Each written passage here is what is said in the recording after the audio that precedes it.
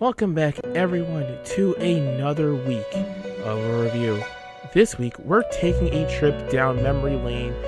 Back then when I wore a half-heartedly drawn uniform, I still use Medibang to draw my thumbnails, and I use a very cheap microphone with a very cheap ass power supply. Yes, back in the early days when I was reviewing sex games. But I like to think I've grown as a creator and as an artist. So we're going to be taking a look back at some old games that I reviewed, with the start being Midnight Castle Succubus. So if you're wondering what version am I going to be using, I'm going to be using, well, the DX one from Steam, because it has certain quality of life features. It's still more optimized version at the end of the day. But enough talk, let's just dive right on into it. And for the sake of making things harder on me, I'm now playing this game on the not safe for work version, so hooray. But let's get back into it. So, every century ago, a succubus comes in and wreaks havoc, stealing women, killing men, and so on. So, you play as a succubus hunter who I'm just going to call Sonia. Firstly, if you're new here, hello. I often give unnamed protagonists certain names because, I still want to give them a name, of course.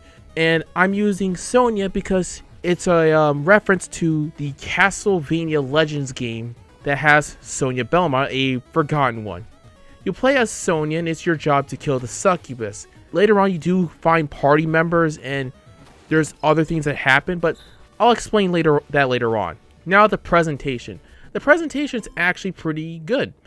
The graphics of the game reminds me a lot of Simon's Quest in terms of towns and how everything kind of just looks.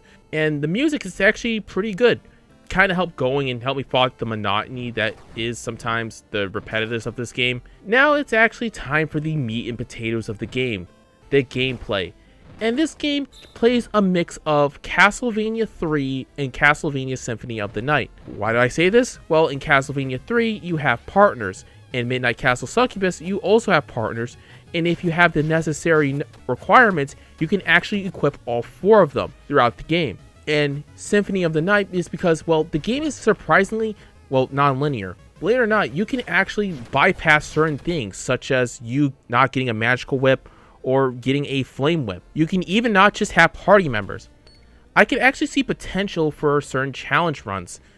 Of course, you still need to get keys to find women, but once again, that's also optional. The choices are yours and yours alone. But back to the partner system. You currently have these 4. A thief who, every time you jump, she throws 2 knives. A monk who heals, who's honestly the most useful one.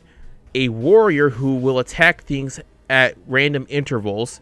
And a mage who attacks a few moments after you attack. And fun fact, you can whip a bunch of times and you can have the mage just fire multiple fireballs. You also have sub weapons like in any classic traditional Castlevania game. But the one that rules them all. It's the cross. Mainly because it homes in on enemies, it does make mincemeat out of everything, including the bosses. So yeah, the graphics of Simon's Quest, the partner system of Dracula's Curse, and the exploration of Symphony of the Night. Yeah, that all blends pretty good. And like I said, it's very open-ended. So once again, I'm trying to reiterate here. The choices are yours and yours alone. One more thing that Overlord forgot to mention. Because of how non-linear this game really is, you can really miss out on a good chunk of health upgrades, which can lead to a lot of deaths and crowns, which are one of the collectibles of getting the best ending. If you really want to the explorer's route, go ahead, but don't be afraid to use the map. So eventually you do get to the succubus, and after a 2-phase boss fight, you need to gather her parts and sacrifice them to an altar. However, you also now have the ability to transform into a succubus yourself, and when you do get said parts, you actually get new powers as well, such as a high jump, a glide, and much more. Now, when you finally go to the altar and sacrifice all the parts, you're going to have to face the shadow version of yourself. Think of it as like Darkling from Zelda 2. But once that boss is dead, you get the final orb, and thus Midnight Castle is coming to an end. Now, there are multiple endings depending on how many women you save. I got the good ending, but I'm not an overall completionist and I'm not going to go through every nook and cranny. overall, this game is still a solidly well-crafted game, even after all these years. And it kind of shows what the lewd gaming scene is actually capable of when it's in the right hands.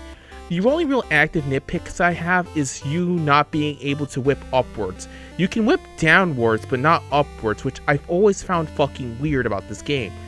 But other than that, and another complaint I have is basically not having swimming controls as base Sonia. But other than that, this game is still a very well crafted experience.